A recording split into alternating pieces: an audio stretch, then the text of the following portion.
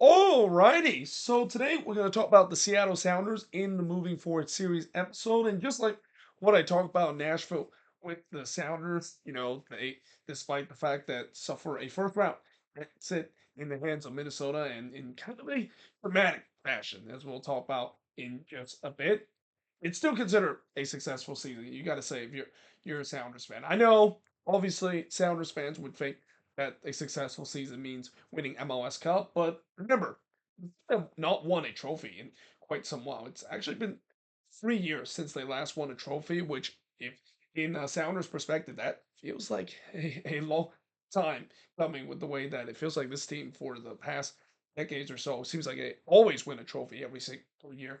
That is. So the fact that they're able to do that and the fact that they did it even in a more emphatic way of beating the giant known as Inter Miami in the League Cup final as well, and do it in front of their home crowd, which is something I feel like that League Cup final game feels very similar to the CONCACAF Champions Cup final that we saw against Pumas. With the way that it just had that big game feeling that you just had a feeling the Sounders were going to do something special. When Lumen Phil is packed at the brinks and there's like 60,000 plus, the Sounders will not only show up for that game, but it's just going to be a special occasion, and usually it's the home side that will end up in the right end of a special occasion. But with that being said, they did finish with a 15-10 in the record and finished with 55 points. They scored 50 goals this season, or scratch that, they scored 58 goals this season while allowing 48 goals with a plus 10 goal differential. So, talk about Nashville in the last episode, the number that Sounders have scored compared to what Nashville did, very similar. I mean, they both almost score around the same amount of goals. In fact, I think it's identical. Both of these teams have scored 58 goals and they concede around the same amount of goals with 48 goals and have a plus 10 goal differential. But they did finish fifth in the Western Conference, and as I mentioned, they got eliminated by Minnesota in the first round, which is kind of ironic because they always have that ownage over Minnesota, but that past year it feels like the needle kind of turned the other way. It feels like Minnesota were the one that actually had ownage over the Sounders, which is something I definitely did not see coming. But in terms of top goal scorer, you got Danny Muswowski actually ends up the top goal scorer of this team. I definitely did not see this coming. I mean, I know Muswowski, he's been an okay player doing his time with the Sounders. I didn't think he would be end up as the top goal scorer, but here we are, 14 goals to his name, followed by Albert Rusnak with 11 goals, Jordan Morris with 5 goals, Paul Vrara with 4 goals, and Pedro de la Vega with 4 goals to round up the top five. Top assist leader, you got Albert Rusnak with 10 assists, Christian Rodon with 9 assists, Paul Rothrock with 7 assists, Jesus Ferreira with 7 assists, and Pedro de la Vega rounds up the top five with 5 assists to his name. Best win of the season, I have to go with the 3-0 win that they had against Miami. I mean, I know I said before that I usually don't pick best win of the season in terms of other competition besides MLS play, but I can't resist. I mean, this has to be the best win of the season, and it's going to also go down as probably one of the best wins that the Seattle Sounders have ever had in franchise history. Like when you look at some of the top five best win that this Ralph franchise have had ever since they came to MLS back in 2010, there's been a lot of them, and I think this is going to be right up there in terms of being the top five. I think right up there in terms of winning MLS Cup against Toronto in 2019, and then I think probably the best wins that the Seattle Sounders had ever had in franchise history. It's got to be that CONCACAF Champions Cup final against Pumas. That was the one that not only solidified the Seattle Sounders of making history, but also solidified the league itself of making history of finally seeing an MLS team CONCACAF, the CONCACAF champions, come out in something that's been talked about for a long time, but never been able to accomplish. And even though there's been some very close moment, it never was accomplished until that moment. And I think the Sounders are still proud to say that they're still the only MLS team to able to conquer that mountain and able to become the proud champion of the CONCACAF Champions Cup, or as it used to be called, the CONCACAF Champions League itself.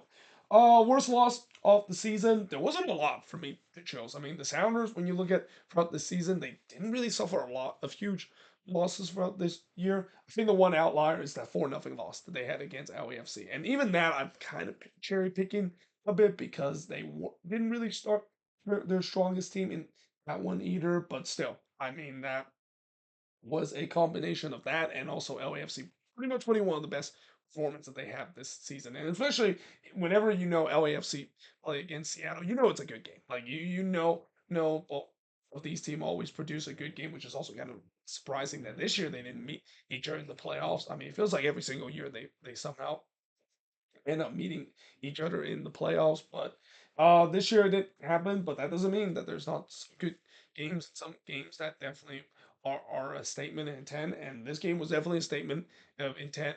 Not for the Seattle Sounders, definitely for LAFC, an early season statement of intent that they are definitely once again a contender in the West. And I also would say that I know Seattle, their biggest rival will always be the Portland Timbers, and in some extent the Vancouver Whitecaps, if you want to include Cascadia supremacy. But I think deep down, if you ask any Sounders fan besides the Timbers or maybe Vancouver itself, it's got to be LAFC. That's their biggest rival. It feels like both of these teams have always tends to play in some of the biggest games, especially in playoffs. And yeah, I'm pretty sure Sounders fans are not happy with the fact that they got absolutely blown out in that game early in the season.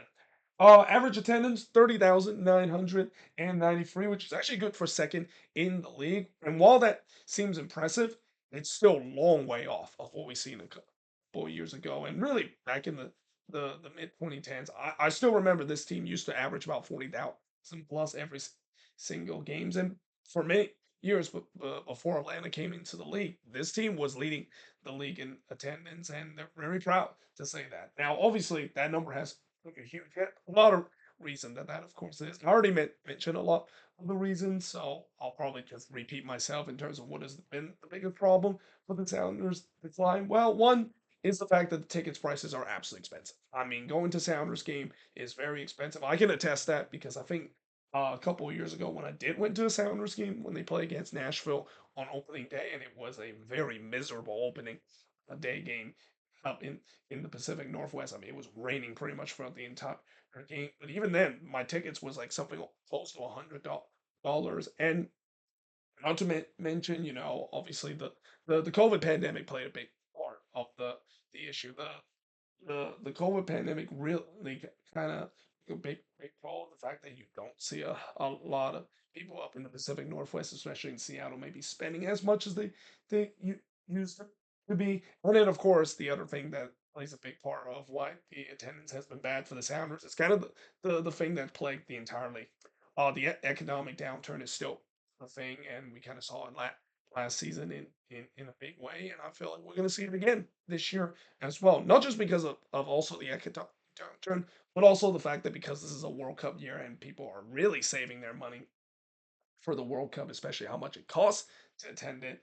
Yeah, I wouldn't be surprised attendance number would it's not at what once it used to be. I mean, I remember for Lumen Field used to be absolutely packed. They don't even open the full stadium anymore as it used to be. Even in big games like the Cascadia Derby, they don't go full bowl as what we used to see, and that's kind of sad to see because that was really the glory days when it come to Sounders game that always have great attendance and great atmosphere. I'm not saying that the atmosphere attendance are bad in many ways, but it's nowhere near the level that it was about 10 years ago. MVP for the Sounders team, I'm actually gonna go with Paul Rovrock, and I know what you're thinking. I mean, when you look at the stats number, Paul Rovrock is nowhere near that level. But the reason why I want to put him as the MVP, and the reason why I'm also kind of shocked the fact that they decided to not re-sign him originally, though now it seems like there's reports that they are working on that extension, and I think it's already been done. So that's great for the Sounders front office to do that. But the reason why I pick him as the MVP is that not only is a fan favorite in terms of Sounders fan, but he's such a hardworking player. I mean, he is probably one of the most hardworking player Shalon kind of midfielder that does, but also provide you with some playmaking skill and also for some big goals in big moment as well. I mean, I definitely never forget the moment when he scored that third goal against Inter Miami. How great that has to be of not only clinching the Sounders a chance to win the whole thing, but pretty much just clinch it with that third goal as well. And for a guy that has worked tirelessly in terms of coming from the academy and eventually got his chance just a couple of years ago, and now looks like an absolute star and just kind of a irreplaceable option there in this team. I mean, yeah, absolutely. I think it's the deserve to be MVP. Even though I know some people might say the MVP probably deserved to Albert Rooster, who definitely had a great bounce back year this year and started to look a little bit of the Albert Rooster that we saw during his time with RSL, and this is the reason why the Sounders bought him as a DP just a couple of years ago. Disappointment. I'm gonna go with Pedro de la Vega. I know this is gonna be a little harsh to put him there because of the numerous injuries that he have suffered, but that's kind of the whole point. I mean, it's gotta be very frustrating if you're a Sounders fan, knowing that we know the capability that Pedro de la Vega can bring to this team. We know that he can be a decent player. When he's healthy, he's one of the most electric players in this league. There's no question asked.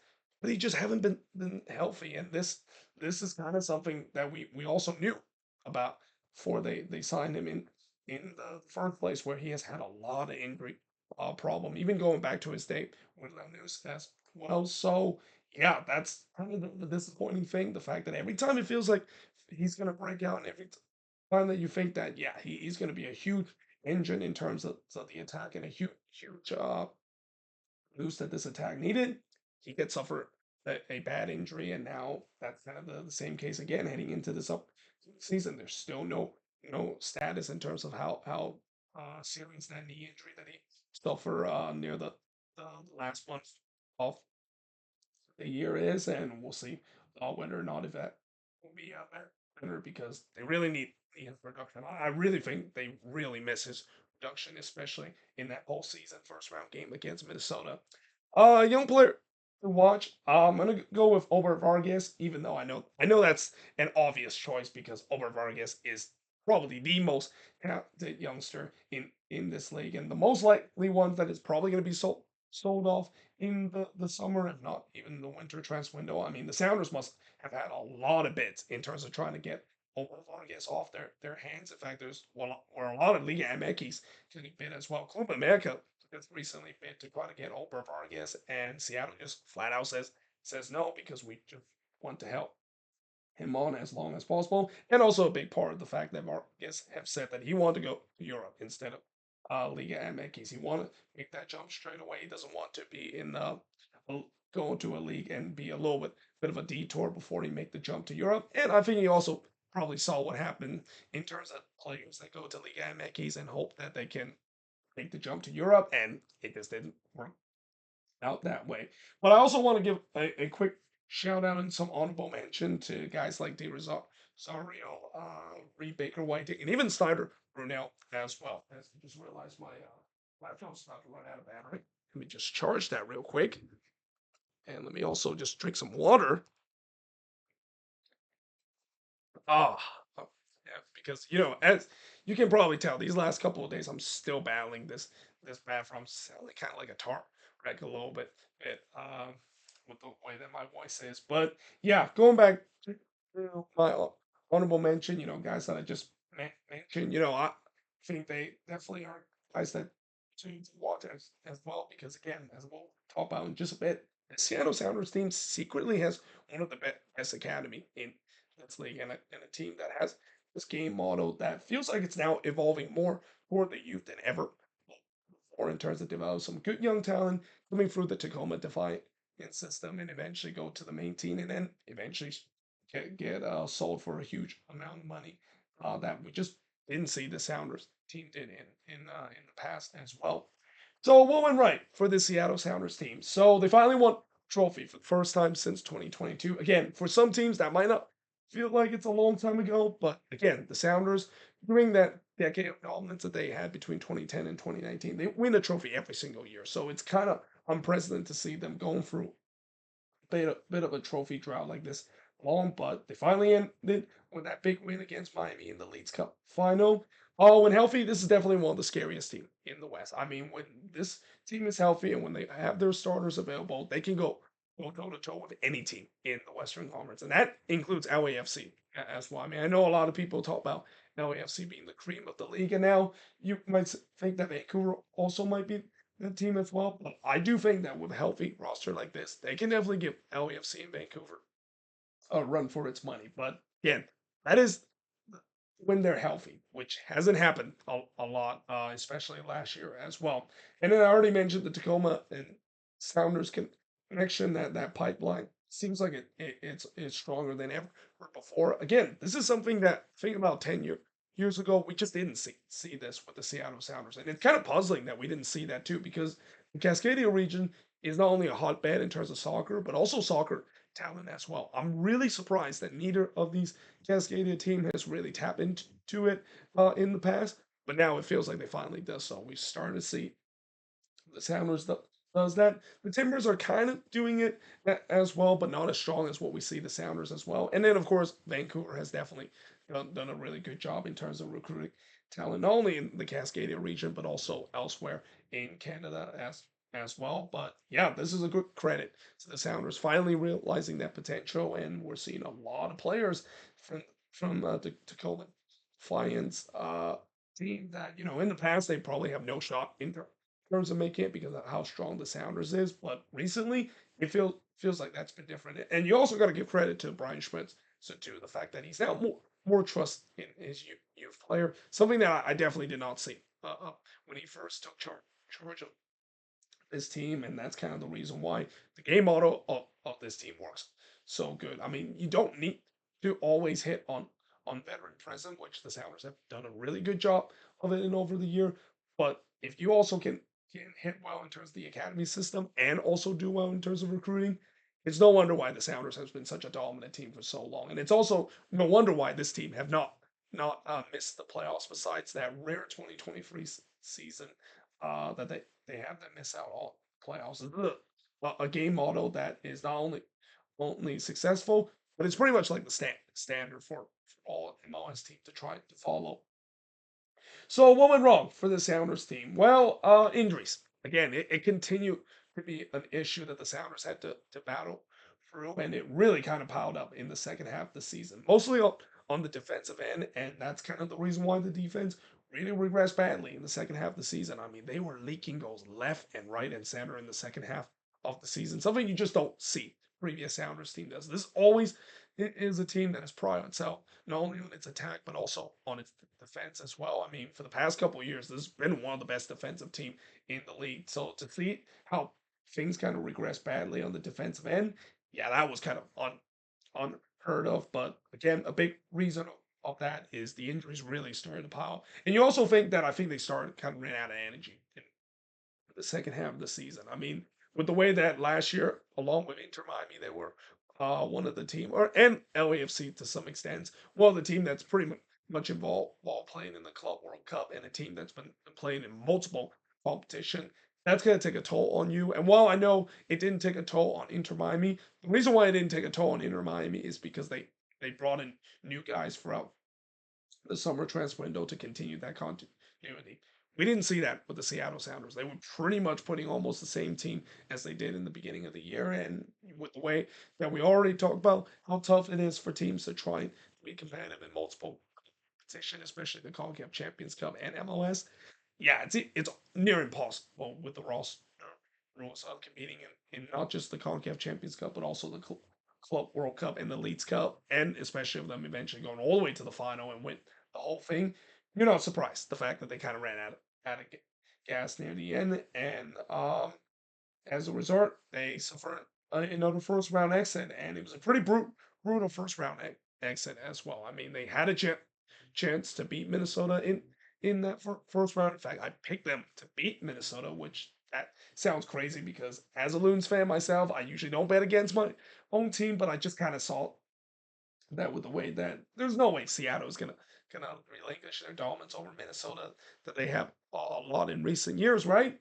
And then they lose those PK shootout. And I know Sounders fan will also blame the format in terms of the fact that this is very unfair. The fact that we're the only one that won a game in that's a free series and we still got knocked out. Well, at the end of the day, you win your PK shootout. I mean, you got to win that, and also at the end then of the day, I mean, you saw also what happened in game number three of the fact that they repeatedly shoot themselves self in the foot after that dream streak that they had in the beginning of the game. Just to kind of let the foot off the gas, let Minnesota back in the game. Have they not done that, they probably would have won that game number three and would have moved on into the second round instead of suffering that brutal PK shootout when it went all 11 rounds. Or actually, no, it went 10 rounds. Then no, it went 10 rounds or 11 rounds. I don't remember. All I know is that pretty much everybody was being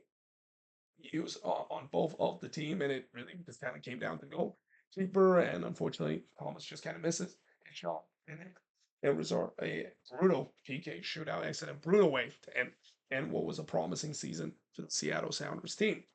So moving forward, looking at the Seattle Sounders, we know that they already addressed the biggest need that they have this offseason. The biggest need, obviously, is they need to add depth, especially in the midfield.